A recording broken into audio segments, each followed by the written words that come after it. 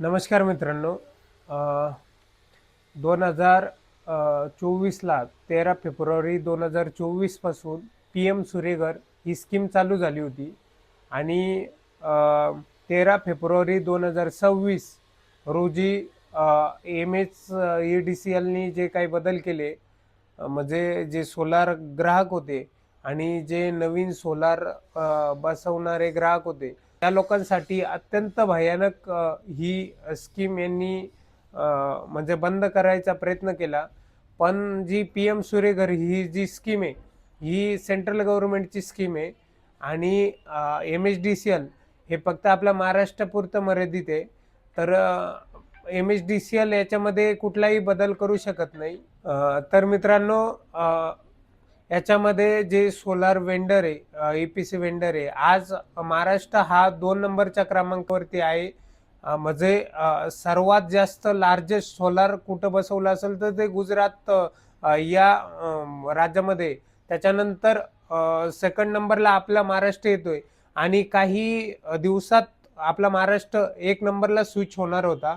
पण हे असे निर्णय या अशा दिवसामध्ये आल्यामुळे याचा अत्यंत भयानक परिणाम या गोष्टीवरती झाला आणि आज रोजी जे ग्राहकांना चुकीचे बिल आलेले याच्यामध्ये बरेचसे वेगवेगळे प्रॉब्लेम आहे. काही लोकांचं कन्झम्पशन, जे इलेक्ट्रिसिटीचं कन्झम्पशन आहे हे त्यांच्या सोलार युनिटच्या जनरेशनपेक्षा जास्त असल्यामुळे त्यांचे लाईट बिल जास्त आले. तर हे तर त्या ग्राहकांना पे करणे. पण त्याच्यानंतर दुसरा जो पॉईंट येतो, त्याच्यामध्ये सोलारचं जे एक्सपोर्ट युनिट आहे इम्पोर्ट युनिटपेक्षा मीटरमध्ये जास्त शो होतंय. म्हणजे ग्राहकांनी जेवढे युनिट वापरले त्यापेक्षा जास्त युनिट तयार करून एम एस सी बीला रिटर्न देखील केलेले, तरी सुद्धा ग्राहकांना चुकीचं बिल येते. याच्यामध्ये 2-3 बाबी अशा आल्या. एक्सपोर्ट युनिट जास्त आहे इम्पोर्टपेक्षा. तर याच्यामध्ये काय विषय झाला की ग्राहकांनी जास्त युनिट तयार केले, एम एस सी बीला दिले. ग्राहक एका महिन्यात 3 किलोवॅटवाला काही 1000 युनिट तयार करून एम एस सी बीला देऊ शकत नाही. तरीही त्यांची 3 महिने एक्सपोर्टची रिडिंग घेतल्या गेली नाही आणि 3 महिन्याच्या नंतर डायरेक्टली एक्सपोर्टची रिडिंग त्या कंझ्युमरची घेण्यात आली. आणि ज्यावेळेस मी हा data M H D C एलला विचारला त्यावेळेस त्यांनी मला असं सांगितलं की एखाद्या कस्टमरचं सोलार सिस्टम जर फेब्रुवारीमध्ये इन्स्टॉल केलेलं असेल आणि त्यांचं टॅगिंग मार्चमध्ये कंप्लीट झालेलं असेल, त्याच्यानंतर एप्रिलमध्ये त्यांना 130 रुपये लाईट बिल आलं. त्याच्यानंतर एप्रिलच्या नंतर 2-3 महिने त्यांना कंटिन्यू 130 रुपये लाईट बिल आलं आणि डायरेक्टली त्यांना 8-10 हजार रुपये बिल आलं. कारण त्यांनी एक्सपोर्टचा जो डेटा होता तो रिडिंग घेतल्या नसल्यामुळे आणि डायरेक्ट जून जुलैमध्ये त्या कस्टमरचं एक्सपोर्टच्या रिडिंग घेतल्या गेल्या.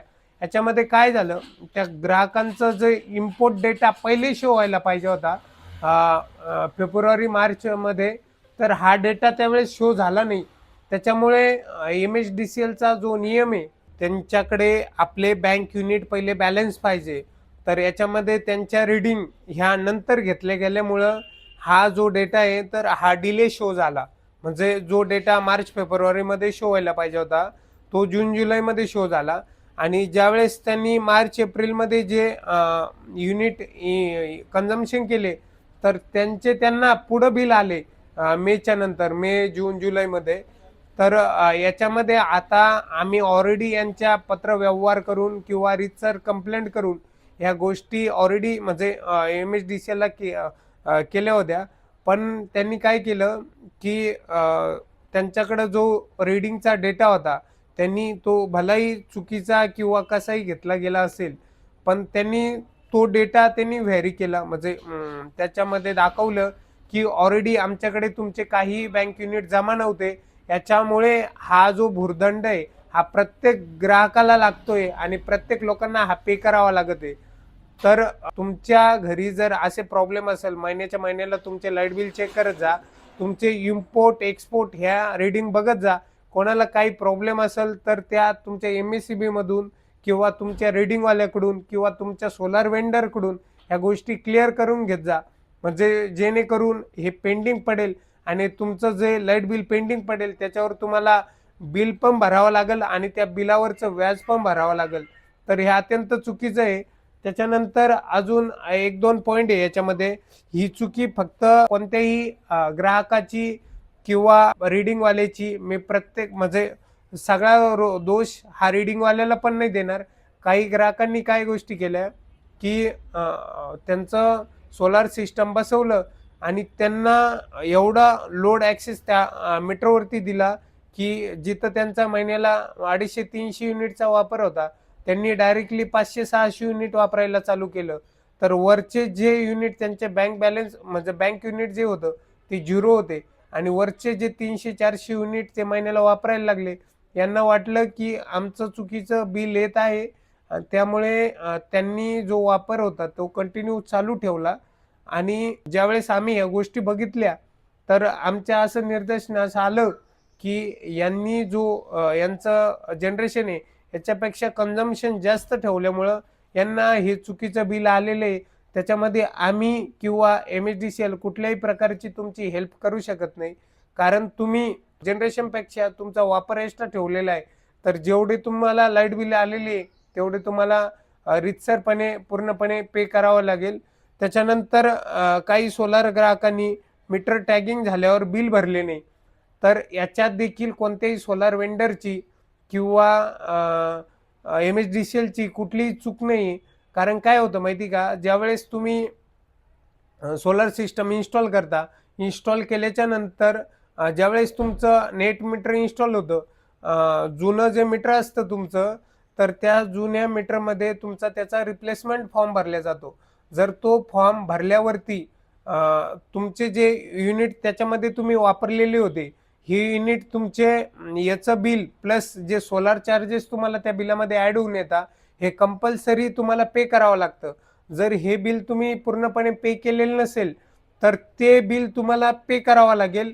आणि आजपर्यंत 8-10 महिने जर तुमचं ते बिल पेंडिंग असेल तर त्याची जी अमाऊंट होती त्यावेळेस 1,500-2,000 रुपये, ती वाढत वाढत 3-4,000 रुपये त्याच्यावरती व्याज, प्रिन्सिपल चार्जेस अशा बऱ्याच गोष्टी ॲड होऊन ते वाढत वाढत जातं.